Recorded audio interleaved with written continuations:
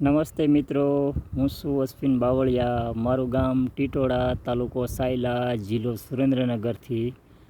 અને આ વર્ષે અમે સરગવાની ખેતી કરી હતી.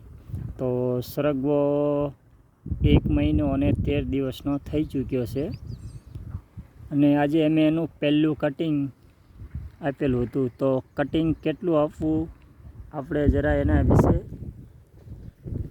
બતાવશું. તો આ રીતે સરગવો છે, જો આ રીતે કટિંગ આપવાનું છે આપણે બ્લેડ વેડેથી. તો 1 ફૂટ ઉપરની હાઈટ થઈ ચૂકી છે. તો આપણે એને પહેલું કટિંગ આપવું જરૂરી.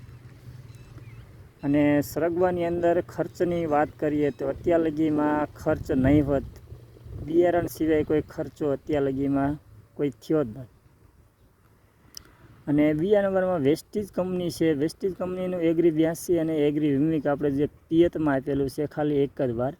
અને ઘણા બધા હજુ એગ્રી ગ્રેન્યુલ દાણાદાર હજુ બાકી છે, અને એગ્રી મોસ પણ બાકી છે. તો આગળ આપણે એના વિડીયો પણ શેર કરશું કે કેવા સરગવા થયા છે.